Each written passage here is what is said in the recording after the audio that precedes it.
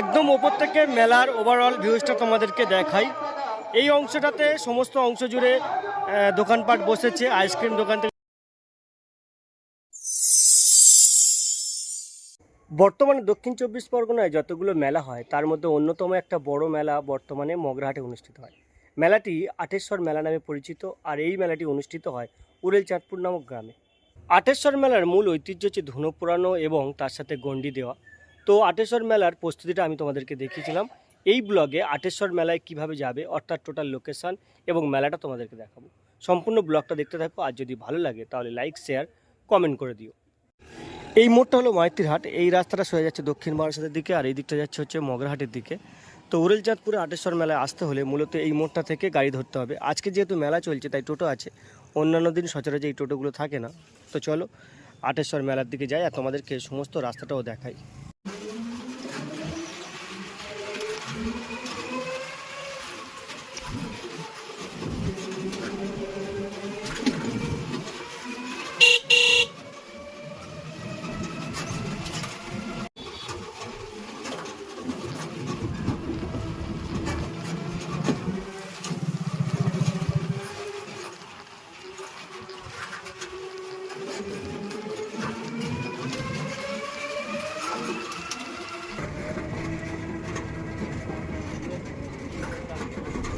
মাইতিরহাট থেকে আসার পরে এই রাস্তাটা যেটা উড়েলচাঁদপুরের সোজা, এই রাস্তাটাই যাচ্ছে আটেশ্বর মন্দির ও আটেশ্বর মেলায়।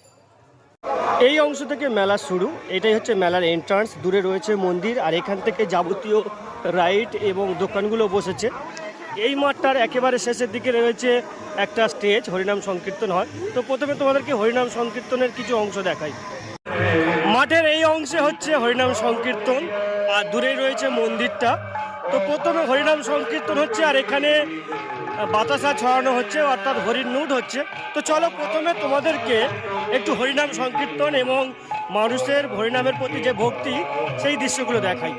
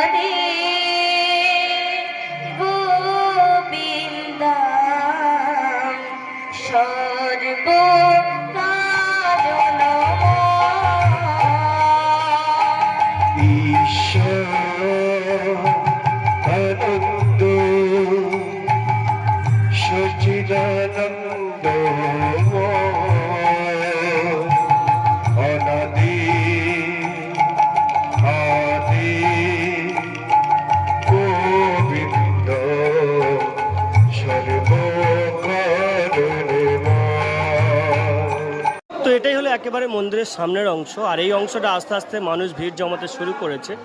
আস্তে আস্তে মানুষজন আসছেন, তারা ভক্তিভরে পূজা অর্পণ করবেন। আর কিছুক্ষণ পরে কিন্তু এই এলাকাটা সম্পূর্ণ ভিড়ে ভর্তি হয়ে যাবে, মানুষজন এখানে আসবেন, গণ্ডি দেবেন। তো চলো প্রথমে তোমাদেরকে মন্দিরের ভিউজটা দেখাই এবং তার সাথে আটেশ্বরের যে আজকের ফাইনাল লুক আছে সেটাও দেখাই।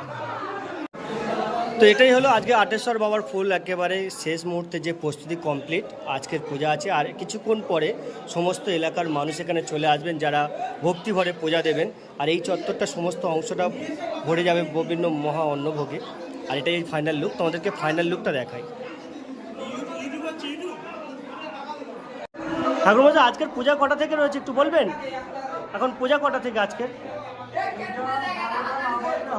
12টা থেকে পূজা, মানে সমস্ত এলাকার মানুষ 12টা থেকে পূজা দিতে পারবে। আর গণ্ডির টাইমটা কখন আছে? 1:30। আর ধনু পোড়ানো আচ্ছা, পরপর হয়ে যাবে। আটেশ্বর পূজার মূল আকর্ষণ হচ্ছে, মূল ঐতিহ্য হচ্ছে ধনু পোড়ানো এবং গণ্ডি দেওয়া। এখানে আশেপাশে যে সমস্ত মানুষরা রয়েছেন তারা ভক্তিভরে প্রতি বছর এই আটেশ্বর বাবার যে মন্দিরটা রয়েছে তার চতুর্দিকে গণ্ডি দেয় এবং যার যার মনস্কামনা পূর্ণ হয় এই বাবা আটেশ্বরের কাছে তারা ভক্তিভরে পূজা অর্পণ করে।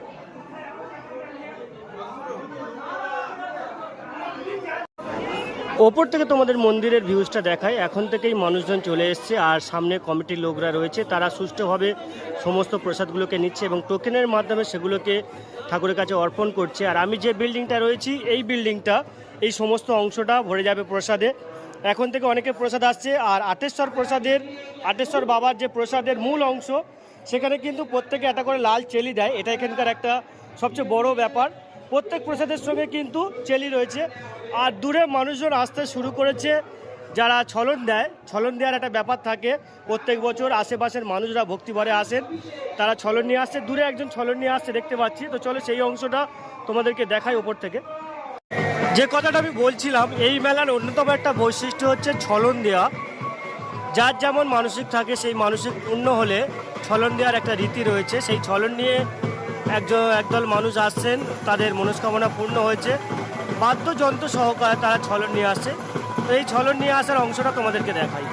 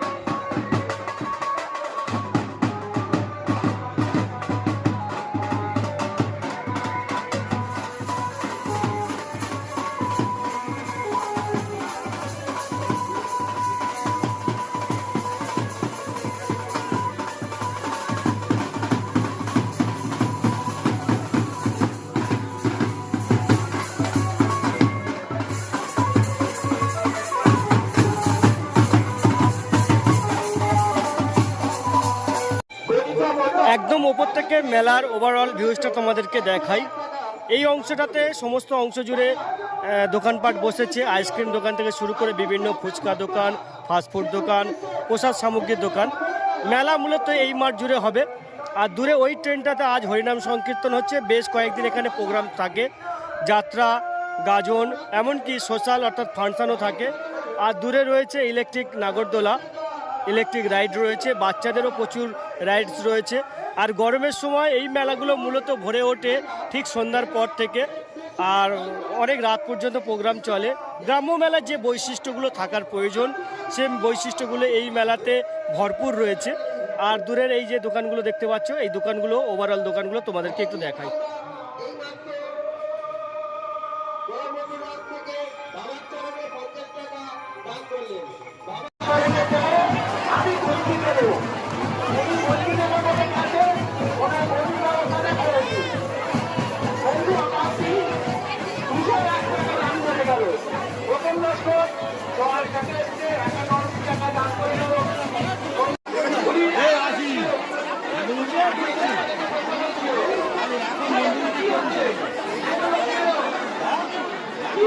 এই মুহূর্তে শুরু হচ্ছে আটেশ্বর মেলার যে ঐতিহ্য অর্থাৎ গণ্ডি দেওয়া।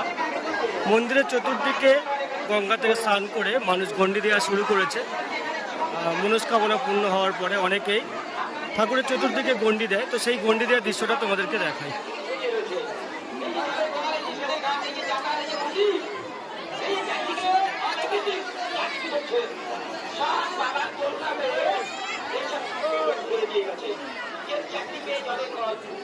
মানুষ ব্যর্থ করবে কেন জানে? আমি সেটা জানি না। মানুষ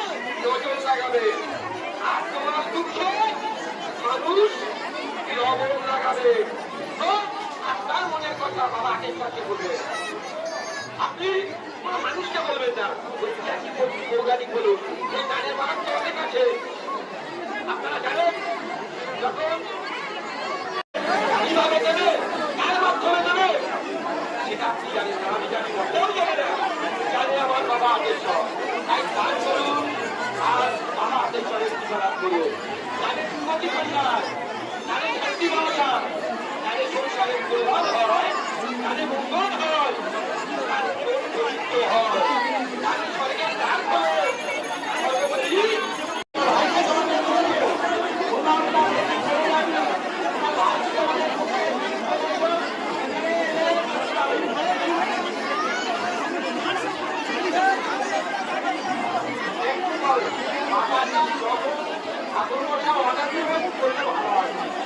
তুই দাঁড়িয়ে যা গিয়ে চলে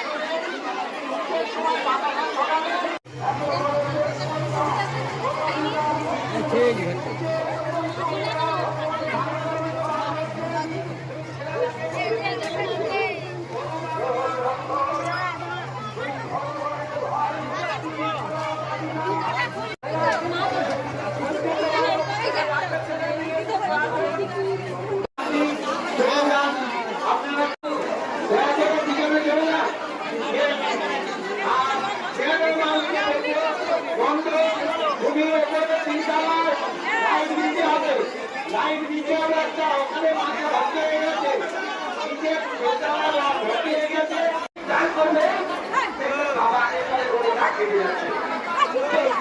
বাবা এখানে উঠিয়ে দেবে, আপনাকে প্রতিদান দিয়ে সেই প্রতিদানটা কবে পাবে, কিভাবে পাবে, কার মাধ্যমে পাবে, সেটা আমি আপনি কেউ বলতে পারবো না। এখন শুরু হবে ধুনো পোড়ানো। ধুনো পোড়ানোর প্রস্তুতি চলছে। মাথায় এবং দু হাতে মাটির পাত্র নিয়ে তাতে পাকাটি এবং বিভিন্ন শুকনো কাঠ তার সঙ্গে ধুনো দিয়ে অগ্নি সংযোগ করা হয়। এই রীতিটা প্রাচীন সনাতন ধর্মে অনেক পুরাতন রীতি। তো চলো তোমাদেরকে দেখাই এই অগ্নি সংযোগ এবং ধুনো পোড়ানোটা কিভাবে হয়। মঙ্গল হয়। যখনই নষ্ট অনেক ঘুরছে, এই চালকের দাও, যখনই নষ্ট পর্যন্ত তোমাকে ঘুরছে না, তুমি চালকের কাছে যাও, আমার ভক্তের স্ত্রী হিন্দু ক্ষেত্রে 1,000 টাকা দান করে গেল, অলিশ করতে 1,000 টাকা দান করে গেল, অনন্ত হাজার 20 টাকা দান করে গেল, ভারতী মন্ডল 22 টাকা দান করে গেল, ইসলামণি 20 টাকা দান করে গেল, ভক্তমাতা 20 টাকা দান করে গেল, বাকিরানি নষ্ট 20 টাকা দান করেছে, বরমনাথী 22 টাকা দান করেছে, শ্রাবণীরা ধুলো করানো হচ্ছে। আপনারা কি করে না ধুলো করানো না দেখেনি? আপনারা বাবার কাছে কি কষ্ট করছে আপনারা দেখেনি? বাবার ভোট পাওয়ার আশায় এরা ধুলো করাচ্ছে, মন্দির দিচ্ছে। আপনারা একটু জায়গা চাচ্ছি, আপনারা একটু সরে দাঁড়ান, দৃশ্যটা দেখুন, আমি তুলুন। আপনারা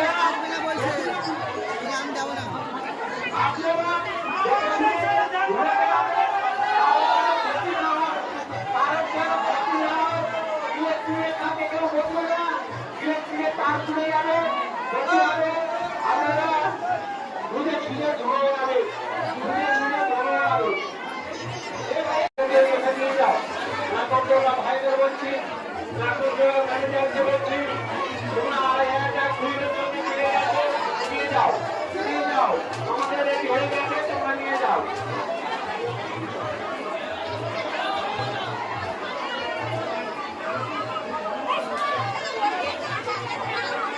শ্রাবণী হাজার 50 টাকা দান করে গেল, বিমার 50 টাকা দান করে গেছে, বড়াই নষ্ট 2 টাকা দান করে গেছে, সুবর্ণমাল 20 টাকা দান করে গেছে, আবার এক ভক্ত